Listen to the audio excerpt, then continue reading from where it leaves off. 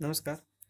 तो आज हम बेसिक यूनिट के कुछ और मेजरमेंट की बात करेंगे। जैसे कि साथ हम बेसिक यूनिट माने थे, जिसके बारे में एक एक करके हम मेजरमेंट का बात करते हैं, जिसमें हम सबसे पहला लेंथ का मेजरमेंट कर रहे थे और एक एग्जांपल देखे थे कि बड़ा ऑब्जेक्ट जो होगा या ऐसा ऑब्जेक्ट जो बहुत दूरी पर है, तो उसका लेंथ हम किस तरह से कैलकुलेट करेंगे पैरेलक्स मेथड से। ठीक है। इस बार हम लोग बात करने जा रहे हैं सिंपल बेसिस पर कि छोटा ऑब्जेक्ट है। ये तो बात था कि अगर हमें धरती से सन के बीच का जो दूरी है वो नापना है तो कैसे पैरेलक्स मेथड का हम यूज करते हैं। मान लीजिए आपको दो मॉलिक्यूल या एक मॉलिक्यूल का आपको डायमीटर नापना है, तो क्या मेथड यूज होता है जनरली, उसका बात कर लेते हैं। तो जनरली तो हम लोग माइक्रोस्कोप से मेजरमेंट करते हैं, आपको है ना। माइक्रोस्कोप से बहुत छोटे छोटे मॉलिक्यूल को हम मेजरमेंट कर सकते हैं, लेकिन उसका एक लिमिटेशन ये है कि माइक्रोस्कोप जो विजिबल लाइट है वो यूज करता है देखने के लिए। ठीक है। तो अगर कोई ऑब्जेक्ट जो कि लाइट के विजुअल लाइट के वेवलेंथ से, उसके रेंज से अगर छोटा है, तो वो वैसे उसका मेजरमेंट करने में हमको दिक्कत आ सकता है ना। तो इसमें प्रॉब्लम हो सकता है, क्योंकि हम लोग तो ये जो आपको माइक्रोस्कोप यूज कर रहे हैं किसी भी टाइप का, है ना, जनरल, तो उसमें हम आप देखते हैं कि मिरर के थ्रू रिफ्लेक्ट करा के कोई भी एक लाइट पास करवाते हैं, जो कि जनरली विजुअल लाइट हम उसको बोल सकते हैं, है ना। विजुअल रेडिएशन बोल सकते हैं। ठीक है। और इसका जो वेवलेंथ है वो होता है 400 एंगस्ट्रॉम से 700 एंगस्ट्रॉम से तक, है ना। एंगस्ट्रॉम होता है 10⁻10, है ना, 10⁻−10 मीटर। ठीक है। तो इतना इस रेंज के बीच में अगर ऑब्जेक्ट है तब तक तो इसको हम देख सकते हैं, लेकिन 4000 एंगस्ट्रॉम से छोटा अगर कोई ऑब्जेक्ट है तो ये दिक्कत हो जाएगा हमको उस माइक्रोस्कोप से देखना जो विजिबल लाइट को यूज कर रहा है। इसलिए एक और अच्छा एप्लीकेशन आता है इलेक्ट्रॉन माइक्रोस्कोप, है ना। इलेक्ट्रॉन माइक्रोस्कोप क्या करता है, इलेक्ट्रॉन बीम यूज करता है, जो कि असल में एक इलेक्ट्रॉन बम्बार्डमेंट होता है मॉलिक्यूल पे या जिस चीज़ का एटम वगैरह पर, जिस चीज़ का हमको लेंथ निकालना रहता है। तो क्योंकि ये हाईली मॉडर्न डिवाइस को यूज कर रहा है या वैसे डिवाइस को यूज कर रहा है जिसको हम आपको दिखा नहीं सकते, जैसे फॉर एग्जांपल ये आपके सामने जो पिक्चर है ये इलेक्ट्रॉन माइक्रोस्कोप का है। ठीक है। अब ऐसे डिवाइस जनरली हमें अपने कोर्स में या हाल फिलहाल में जो भी हम कोर्स पढ़ रहे हैं उसमें इस तरह के डिवाइस हमें नहीं मिलेंगे। ठीक है। ये मॉडर्न डिवाइस है, तो मॉडर्न डिवाइस से रिलेटेड बहुत सारा जो चीज़ है वो हम दोनों नहीं पढ़ पाएंगे क्योंकि हमारे पास अवेलेबल नहीं। हाँ, आगे आप पढ़ते रहते हैं फिजिक्स को, तो हो सकता है कि आप किसी लैब में आपको काम करने की मिले तो एक दिन आपको इलेक्ट्रॉन माइक्रोस्कोप यूज़ करने के लिए मिल सकता है। तो इलेक्ट्रॉन माइक्रोस्कोप क्या यूज़ करता है, इलेक्ट्रॉन बीम, है ना। इलेक्ट्रॉन बीम को वो बम्बार्ड करता है। और एक मेथड हम लोग सीखेंगे। ठीक है। आगे आप केमिस्ट्री में भी एक पढ़ सकते हैं कि किस तरह से रेडियस नापा जाता है, तो आएगा केमिस्ट्री में भी। और फिजिक्स में भी हम थोड़ा सा आगे देखेंगे, एक ओलिक एसिड का हम एक मेजरमेंट करके देखेंगे एक अलग तरीका से। ठीक है। तो स्मॉल डिस्टेंस को नापने के लिए हम लोग जनरली माइक्रोस्कोप यूज करते हैं, विजुअल लाइट रेंज वाला। और अगर उससे भी छोटा ऑब्जेक्ट है तो हम इलेक्ट्रॉन माइक्रोस्कोप यूज करते हैं। अब दिक्कत आता है कि इसका भी, इलेक्ट्रॉन का भी क्या दिक्कत है कि इलेक्ट्रॉन भी वेव की तरह बिहेव करता है। ऐसे तो जनरली हर चीज़ एक वेव की तरह बिहेव करता है, जो कि हमको 12 क्लास में पढ़ना है ना, डुअल नेचर ऑफ मैटर। तो इलेक्ट्रॉन भी क्योंकि मैटर है और ये भी वेव की तरह बिहेव कर सकता है, तो इसका भी जो वेवलेंथ होगा वो इफेक्ट करेगा अगर उससे कोई छोटा चीज़ है देखने में। ठीक है।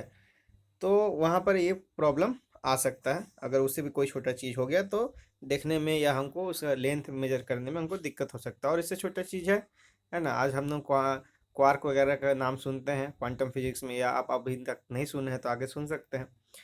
तो वैसे में दिक्कत आ सकता है। ठीक है।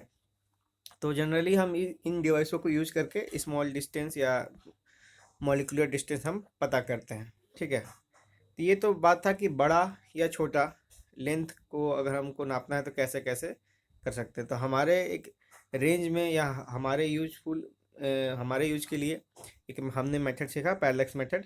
ठीक है। सिंपल मेथड था, हमें कोई डिवाइस का बहुत ज़्यादा ज़रूरत नहीं था।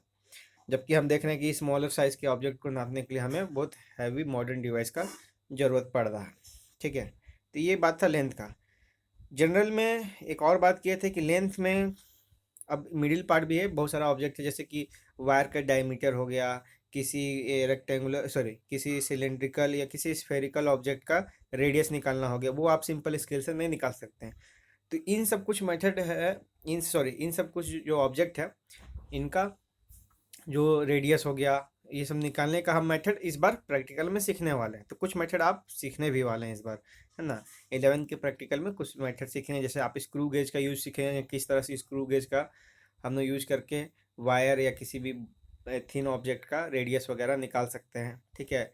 आप वर्नियर कैलिपर का यूज सीखेंगे, है ना, जिससे हम सिलेंड्रिकल या स्फेरिकल ऑब्जेक्ट का डायमीटर कैलकुलेट कर सकते हैं, ठीक है। इस तरह से आप कुछ इंस्ट्रूमेंट का यूज इस बार सीखेंगे, क्लासिकल इंस्ट्रूमेंट का यूज सीखेंगे मेजरमेंट ऑफ लेंथ के टॉपिक में। तो यहाँ तो हमने बात कर ली कि लेंथ किस किस तरह से, एक सिंपल भाषा में या बोले तो एक लमसम भाषा में हमने बात कर लिए कि क्या क्या तरीका हो सकता है, ठीक है। अब बात करते हैं मास का। तो मास का मेजरमेंट, जैसे कि हम लोग बात करते हैं, आप देखते आ रहे हैं कि सब्जी ले रहे हैं या किराने का सामान ले रहे हैं, तो आप बहुत सारा डिवाइस देख चुके हैं अभी तक, है ना। आपने बैलेंस देखा है, ठीक है। और आपने क्या देखा, डिजिटल मशीन देखा है, डिजिटल बैलेंस देखा, अपना नॉर्मल बैलेंस देखा, मतलब बटखारा या तराजू जो इसको बोलते हैं। तो ये तो देखते आ रहे हैं, ठीक है। लेकिन अगर बहुत हल्का वेट नापना हो, है ना, जैसे हमको 1 मिलीग्राम, 1 ग्राम, तो उन सब डिवाइस में तराजू या जो आप डिजिटल बैलेंस देखते आ रहे हैं उसमें नापने का प्रॉब्लम आ सकता है। तो हम इस बार आपको फिजिक्स में भी और केमिस्ट्री में भी आपको बैलेंस, बीम बैलेंस यूज करना सिखाया जाएगा, जो कि एक वैक्यूम टाइप के चैम्बर के अंदर बंद होता है, ठीक है। तो प्रैक्टिकल पर्पज से एक मास का हम लोग को अलग तरह से मेजरमेंट सीखना है प्रैक्टिकल में। लेकिन अब जैसे ये तो हो गया पाउडर या 1 ग्राम, 1 मिलीग्राम, इस टाइप के बहुत कम क्वांटिटी के ऑब्जेक्ट को कैसे हम नापते हैं। तो उसके लिए हम लोग लेबोरेटरी में जो प्रेजेंट होता है बीम बैलेंस, उसको यूज करते हैं और इसका यूज हम सीखेंगे। लेकिन अगर बात आता है कि आपको अर्थ का वेट नापना है, सन का वेट नापना है, इस किसी स्टार का वेट नापना है, तब कैसे नापेंगे। तो इसके लिए आपको पहले एक नॉलेज होना चाहिए ग्रेविटेशन का, है ना। तो ये टॉपिक हमको पढ़ना है इसी साल 11 में। जब ग्रेविटेशन पढ़ लेंगे और ग्रेविटेशन का यूज करके हम देखेंगे किस तरह से, जैसे सैटेलाइट हो गया, है ना, जैसे मून है या अर्थ है या सन है या कोई और स्टार है, उसका कैसे हम वेट बिना बैलेंस या बिना बीम बैलेंस ये सब यूज किए सिंपल फार्मूला और कुछ ऑब्जर्वेशन से कैसे करते हैं। तो खैर, क्योंकि हम ग्रेविटी अभी तक डिटेल में नहीं पढ़े हैं, इसलिए उन सब मेथड को अभी यहाँ डिस्कस नहीं कर सकते हैं। लेकिन हाँ, आप ध्यान रखिए, ये आएगा और हम लोग का एक बार डिस्कशन होगा कि हैवी ऑब्जेक्ट का मास किस तरह से डिटरमाइन किया जाता है ना, किस तरह से हम लोग पता करते हैं। तो कुछ मेथड आपको प्रैक्टिकली सीखना है, कुछ मेथड कुछ थ्योरी पढ़ने के बाद सीखना है ना। और हो सकता है कुछ मेथड आपको बच जाए, अभी भी नहीं ढूंढा ढूंढा जा सका हो, है ना। तो उसका कैसे करते हैं, तो वो डेवलपिंग फेज में हो सकता है आगे। अब अगर जो चीज़ नहीं ढूंढा, तो सिंपल बात है कि साइंस में हर चीज़ ढूंढा तो नहीं गया है। तो आप तो उसी के लिए तो साइंस पढ़ रहे हैं, ताकि आप इसमें रिसर्च कर सके और ढूंढ सके। खैर, तो बात हुआ मेजरमेंट ऑफ मास का। तो एक सिंपल तरीका हम बीम बैलेंस यूज करना जानते हैं, जो बाजार वगैरह हम देख रहे हैं। एक और तरीका हम लोग सीखेंगे जिसमें बहुत कम वेट होता है, मिलीग्राम ग्राम में अगर हमको कोई चीज़ नापना है, ठीक है, और परफेक्ट नापना है बहुत ज़्यादा, जहाँ पर मास का कम बेसी होने से दिक्कत हो सकता है, जैसे कि छोटा मोटा केमिकल रिएक्शन जो हम लोग सीखने वाले हैं केमिस्ट्री में। तो बीम बैलेंस का यूज हम लोग सीखने वाले हैं लैब मेथड्स, है ना, लैब में प्रैक्टिकल मेथड्स हम लोग उसको सीखेंगे, ठीक है। तो इसको थ्योरी में डिस्कस नहीं कर रहे हैं। थ्योरी में आपका डिस्कस होगा कि कैसे अर्थ सेट या सैटेलाइट या आपको स्टार वगैरह का वेट नापा जाता है ग्रेविटेशन पढ़ने के बाद, ठीक है। तो मास का जो टॉपिक है उसको हम छोड़ दे रहे हैं, ठीक है। प्रैक्टिकल और आगे के कुछ टॉपिक के बाद ये आएगा आपको। अब आता है टाइम इंटरवल या टाइम को नापना, ठीक है। टाइम को हम जनरली भी, जनरल तो डिवाइस हम देख ही रहे हैं कि हमारे पास घड़ी है, डिजिटल वॉच है ना, वॉच है, डिजिटल वॉच है, मोबाइल फ़ोन है, वगैरह वगैरह से टाइम नापते हैं, ठीक है। लेकिन लैब में या परफेक्ट जहाँ पर टाइम का बहुत ज़्यादा वैल्यू हो, कहने का मतलब कि अगर टाइम में कुछ 1-2 सेकंड का भी गड़बड़ी आ जाए, तो अगर उस प्रोसेस में हमको ऑब्जर्वेशन लेने में दिक्कत हो सकता है। इसके लिए हम लोग बहुत प्रिसाइज एक इंस्ट्रूमेंट का यूज करते हैं, जिसको बोलते हैं एटॉमिक क्लॉक। क्या होता है एटॉमिक क्लॉक? तो एटॉमिक क्लॉक ये आप देख सकते हैं, इस तरह का डिवाइस है जो कि सीजियम एलिमेंट को यूज करता है। होता क्या है कि इसमें सीजियम एलिमेंट पर माइक्रोवेव बम्बार्डमेंट होता है, और उस बम्बार्डमेंट के चलते सीजियम का जो एलिमेंट है, उसके जो इलेक्ट्रॉन है उसमें वाइब्रेट करता है एक एनर्जी लेवल से दूसरा एनर्जी लेवल पर, ठीक है, और उस वाइब्रेशन को ये जो क्लॉक है वो काउंट करता है, ठीक है, और इस तरह से वो टाइम इंटरवल को काउंट करके हमें बताता है। तो इंडिया में जैसे कि जो 1 सेकेंड फॉलो हो रहा है ना, 1 सेकेंड में कितना मिली सेकेंड या जो भी है, असल में हम अभी तुरंत बात करने जा रहे हैं कुछ बेसिक यूनिट का डेफिनेशन, ठीक है। तो इंडिया में जितना भी 1 सेकेंड या जो भी आपका जो क्लॉक है उसमें जो 1 सेकेंड का इंटरवल फिक्स किया गया है वो इन्हीं एटॉमिक क्लॉक को यूज करके किया जाता है ना। ये एटॉमिक क्लॉक आपको प्रेजेंट है इंडिया में बहुत सारे लैब में, और उन्हीं लैब से कैलिब्रेट करके बाकी सारे वॉचेस बनते हैं। तो आपका जो वॉच बन रहा है जनरली वो आपको एटॉमिक क्लॉक से कैलिब्रेट करके बनता है।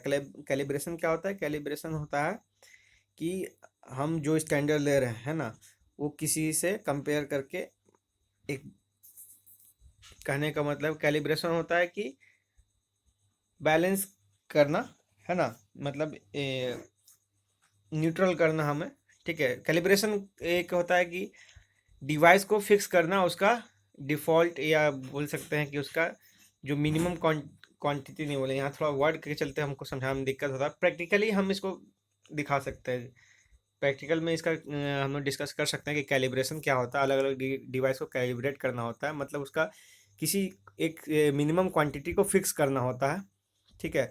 कि उसमें अगर इतना डिफ्लेक्शन हो रहा है, मान लीजिए कि इतना से इतना चेंज आ रहा है, तो इतना चेंज को हम बोलेंगे कि जैसे कि हाँ, सबसे अच्छा कैलिब्रेशन का अगर आपको डेफिनेशन हम दें तो मैप में स्केल होता है ना। मैप जिस तरह से आपको बनता है तो किनारे में आपको दिखाई देता होगा कहीं इंडेक्स पर, मान लीजिए आप मैप देख रहे हैं, ठीक है।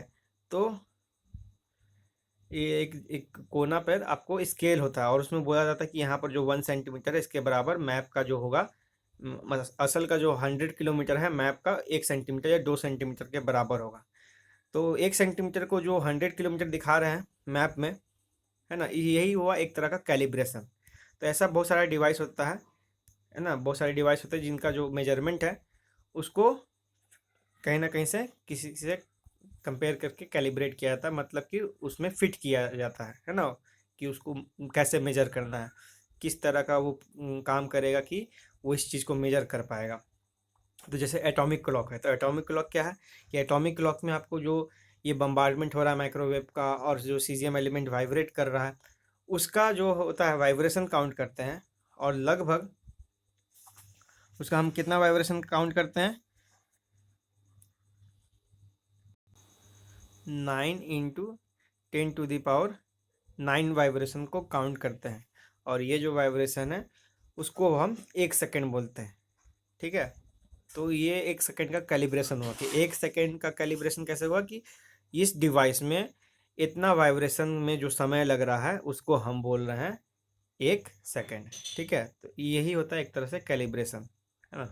तो आगे आप बहुत सारा प्रैक्टिकल देखेंगे जहाँ पर आपका डिवाइस को कैलिब्रेट करना होता है, सेट करना होता है, इनिशियल सेट करना मतलब उसको पहली बार सेट करना एक तरह से, ठीक है। तो 1 सेकेंड को पहली बार कैसे सेट किया गया कि 1 सेकेंड किसके बराबर होगा, 9 × 10⁻⁹ vibration of periodic vibration of caesium atomic clock, sorry caesium atom in caesium atomic clock, ये होता है आपको 1 सेकेंड, ठीक है।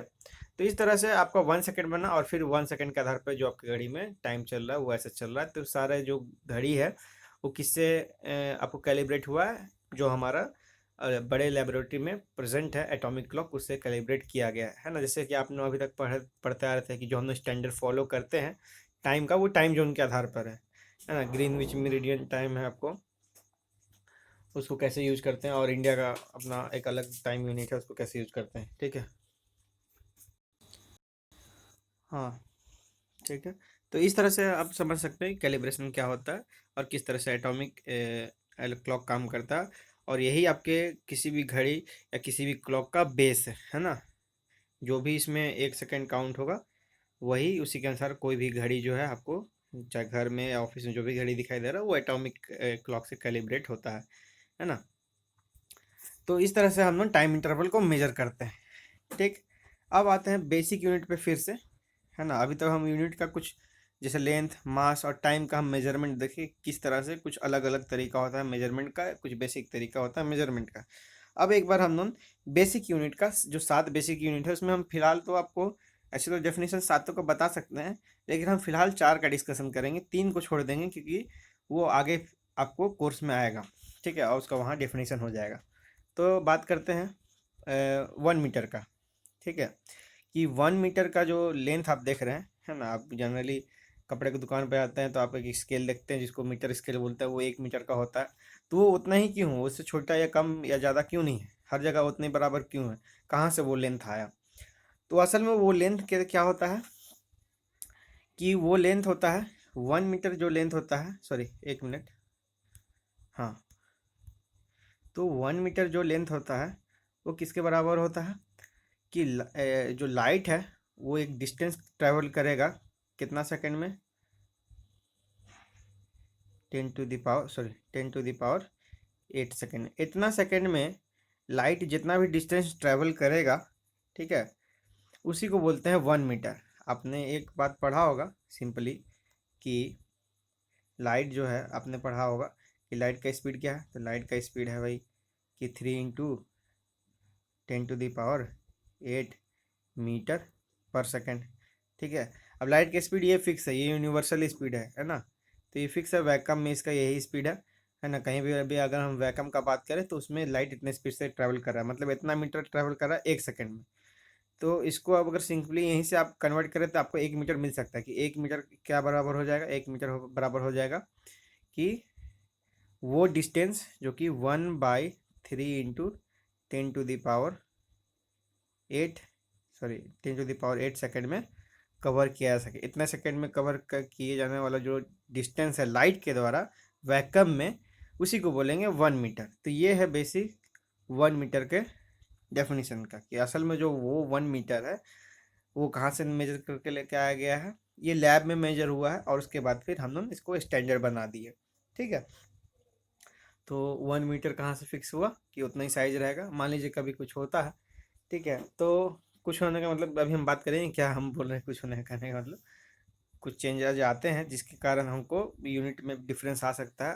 तो एक हम लोग इसलिए यूनिट को डिफाइन करके रखे हुए हैं ताकि इसी का डेफिनेशन से यूज करके कभी कुछ गड़बड़ी आए तो हम उसको ठीक कर सकते हैं। तो 1 मीटर का डेफिनेशन सिंपली क्या हो गया कि 1 बाई, यहाँ पर अब एक एग्जैक्ट नंबर में यहाँ पर लिखा हुआ है, इसको आप देख सकते हैं कि 3 × 10⁸ अप्रॉक्स में लिख सकते हैं। तो 1/3 × 10⁸ सेकंड में, ठीक है, जितना लाइट ट्रेवल करे डिस्टेंस उसको बोलते हैं 1 मीटर, ठीक। अब बात करते हैं 1 सेकंड का। तो 1 सेकंड का हम अभी जस्ट एटॉमिक क्लॉक जब बता रहे थे तो आपको डिस्कस किया था कि 9 × 10⁹ वाइब्रेशन जो हो रहा है सीजियम एटम का, ठीक है, एटॉमिक क्लॉक में, उतने वाइब्रेशन में जितना समय लगता है इसको बोलते हैं 1 सेकंड। तो इसका तो हम बेस डिस्कशन कर लिए हैं अभी एटॉमिक क्लॉक बताते समय। तो वो 1 सेकंड वहाँ से आया।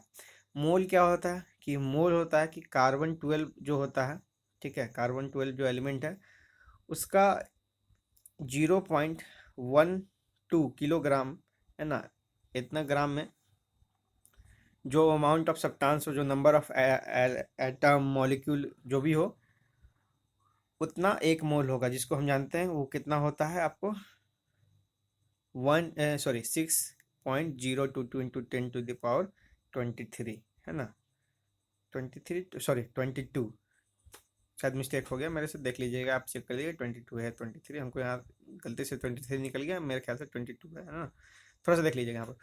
तो हम जानते हैं कि 1 मोल के बराबर उतना है, तो वो 1 मोल के बराबर उतना आइटम कहाँ से आया है, वो आया है कि कार्बन 12 के इतना वेट में, है ना, इतना अमाउंट में कितना आइटम है, ठीक है। तो हमको निकला 6.022 इंटू 10⁻22 एटम, ठीक है, ये होता है 1 मोल, ठीक है। उसी तरह से आते हैं चौथा यूनिट किलोग्राम पे। किलोग्राम, जैसे 1 किलोग्राम जो है आपको दिखाई दे रहा है कि 1 किलोग्राम जो है हर जगह सेम होता है, वो कहाँ से मेजर आता है, तो 1 किलोग्राम असल में जो मेजरमेंट लिया गया है वो कहाँ से कैलिब्रेट हुआ है, मतलब कहाँ से उसका फिक्स किया गया है, बेसिक बेस क्या है उसका फिक्स करने का, कि एक इंटरनेशनल प्रोटोटाइप बना, एक मॉडल है किसका, प्लैटिनम इरिडियम एलॉय का, है ना, एक मॉडल है जो कि कहाँ रखा गया है, पेरिस फ्रांस में, है ना, international bureau of weight and measures का जो म्यूजियम, सॉरी, जो ऑफिस है वहाँ पर, ठीक है, एक प्लेटिनम इरिडियम एलॉय का सिलेंडर रखा हुआ है। ये है वो सिलेंडर, ठीक है, प्लेटिनम इरिडियम एलॉय का ये सिलेंडर है प्रोटोटाइप के तौर पे। ये 1 किलोग्राम का है। इसका जो भी मास है उसको हम 1 किलोग्राम बोलते हैं, और इसी के अनुसार बाकी जो क्वांटिटी है उसको फिक्स किया गया, हर देश में, हर शहर में फिक्स किया गया। जैसे आपको अभी हाल में न्यूज मिल रहा होगा 2019 में, है ना, मिड 2019 बोल दीजिए, जून जुलाई के आसपास, कि 1 किलोग्राम का वैल्यू चेंज हो गया है ना। ये वैल्यू चेंज होता रहता है। जैसे ये जो वेट यहाँ रखा हुआ है, कुछ कारणों के चलते इसको, ऐसे तो बहुत देख रहे हैं आपकी वैक्यूम के अंदर पैक किया गया है, लेकिन कुछ कारणों के चलते कभी कभी ये वेट लूज करता है, और जब भी वेट लूज करता है तो फिर हर जगह इसी के अनुसार वेट को चेंज करना पड़ता है। तो कुछ फ्रैक्शन ऑफ ग्राम का चेंज इसमें अभी आया था, और 2019 में जब फिर से मेजर किया गया इसको, शायद 40 या 50 साल बाद मेजर किया गया, तो इसमें कुछ फ्रैक्शन ऑफ ग्राम का चेंज आया था। और वो जब चेंज आया तो हर जगह से कैलिब्रेट किया गया, हर जगह जो नेशनल लेबोरेटरी होती है ये बेसिक यूनिट की, है ना, जैसे इंडिया में दिल्ली में है, ठीक है, इंडिया में दिल्ली में, जिसका नाम है आपको, सॉरी नाम बता दें, नेशनल फिजिकल लेबोरेटरी, है ना, नेशनल फिजिकल लेबोरेटरी है इंडिया में, जहाँ पर ये सारे बेसिक यूनिट का कैलिब्रेट करने के लिए सारा तरीका रखा गया है। वहाँ से जो चेंज हो के आएगा वही पूरा इंडिया में फॉलो होगा।